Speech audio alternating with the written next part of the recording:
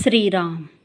साधक हो, सध्या आपण सद्गुरू श्री ब्रह्मचैतन्य गोंदवलेकर महाराज यांचे शिष्य परमपूज्य श्री बापूसाहेब मराठे लिखित श्री महाराजांनी बाबांना असे घडविले या आठवणी स्वरूपातील पुस्तकाचा आस्वाद घेत आहोत. तसेच रविवारी श्री महाराजांच्या काही भक्तांचे अनुभव ऐकणार आहोत. परमपूज्य श्री बापूसाहेब मराठे सांगतात, डॉक्टर पाथरकर गेले आणि केशवरावांना आतूनच वाटायला लागलं की आपण महाराजांचं चरित्र लिहावं. आतून उर्मी हो सारखी चरित्र लिहावं म्हणून. मागे काय प्रकार झाला की भाऊसाहेब म्हणून एक होते, फडके की काय नाव आठवत नाही. त्यांनी थोडासा महाराजांचं चरित्र लिहिण्याचा प्रयत्न केला होता. महाराज म्हणाले, तुमचं काम नाही, तुम्ही करू नका, म्हणून ते तेवढ्यावरच राहिलं. हा असा मागचा दाखला आहे. त्यामुळे केशवरावांना वाटलं की आपल्याला आतून तर वाटतंय आणि एकदा महाराजांनी त्या माणसाचा बिमोड केला, नका लिहू म्हणून. माझं गोसावड्याचं कसलं चरित्र लिहित बसता, असं म्हणाले. पण आतून उर्मी यायला लागली. जेव्हा ती असह्य झाली तेव्हा ते महाराजांकडे गेले आणि महाराजांना काय म्हणाले, महाराज मला आतून अशी उर्मी येतीये, मग या बाबतीत मी कशी पावलं टाकू ते आपण सांगा. असं म्हटल्यावर महाराज काय म्हणाले, आतून उर्मी येते, आपण काही मुद्दाम ती आणत नाही. चरित्र लिहावे असे आतून वाटते तर ती रामरायाची प्रेरणा आहे असे मानून त्याचे स्मरण करून जरूर लिहावयास घ्यावे. झालं आणि पुढे काय आणि कसं लिहावं ते सांगितलं. चमत्काराला महत्त्व देऊ नये, नाहीतर चरित्र चांगलं खपण्याकरता चमत्काराला महत्त्व दिलं जातं. जेणेकरून वाचणारा नामाला लागेल असे लिखाण असावे. हे महाराजांचे शब्द आहेत. माझे चरित्र लिहून बाजारात तुम्ही माझी किंमत 10 रुपये करणार आहात. त्यावेळी चरित्राची किंमत 10 रुपयेच होती.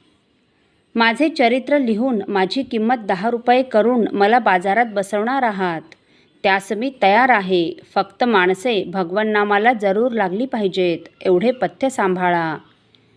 त्याप्रमाणे काटेकोरपणाने त्यांनी ते पथ्य सांभाळलं. चरित्र लिहिलं आणि चरित्र लिहिल्यावर त्यांनी काय केलं, तात्यासाहेब पेटीवर बसले आणि यांनी सबंध चरित्र वाचून दाखवलं आणि म्हणाले, महाराज आपण म्हणाल ते ठेवतो, जे आपल्याला पसंत नसेल ते काढून टाकतो. आपण जरी सबंध चरित्र आहे तसं फाडून टाका असं म्हणालात तरी मी फाडून टाकायला तयार आहे. माझ्या मनाला जे समाधान पाहिजे होतं ते मला मिळालेलं आहे. महाराज म्हणाले, एवढे कष्ट घेतलेले आहेत, चांगलं आणि मी जसं सांगितलं तसं लिहिलेलं आहे, छापा तुम्ही. आणि ते पुढे आलं आणि त्याच्यात थोडीशी शोकांतिका काय झाली ती सांगतो. आम्हाला सगळ्यांना त्याचं वाईट वाटतंय. आयुर्वेदात 72 रोग आहेत. मनुष्याला 72 रोग होऊ शकतात. ह्या 72 रोगांवर औषधं काय काय ती महाराजांनी डिक्टेट केली होती आणि केशवरावांनी ती लिहून घेतली होती आणि ते सगळं मॅन्युस्क्रिप्ट छापखान्यात गेलं आणि त्या छापखान्यांनी ते हरवलं. त्या 72 रोगांचं मॅन्युस्क्रिप्ट तेवढं हरवलं. सबंध गेलंच. आम्हाला फार चुटपुट लागली. काय झालं हे महाराजांच्या कानावर घातलं. महाराजांनी काय सांगितलं, म्हणाले, रामरायाचीच तशी इच्छा होती आणि आता विज्ञान एवढं जोरात होणार आहे की त्याला किंमत राहणार नाही. ते गेलंच. त्यातलं काही केशवरावांना आठवतं तेवढे ते उपाय सांगतात की महाराजांनी याच्यावर असं करायला सांगितलंय, असं काहीतरी. असा तो चरित्राचा भाग झाला. असो.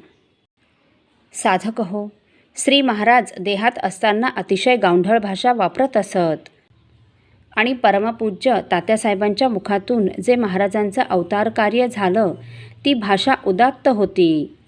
अशा परिस्थितीत श्रींनी त्यांना काय करायला सांगितले हे आपण पुढील भागात ऐकणार आहोत. श्रीराम समर्थ. आपल्यातील कोणा श्रींच्या भक्तांना श्रींचे काही अनुभव आले असतील तर कृपया आपण मला ते 9422843253 अथवा सुनील दादांच्या 9892608401 या व्हॉट्सअप नंबरवर कळवावेत अशी नम्र विनंती. श्रीराम समर्थ.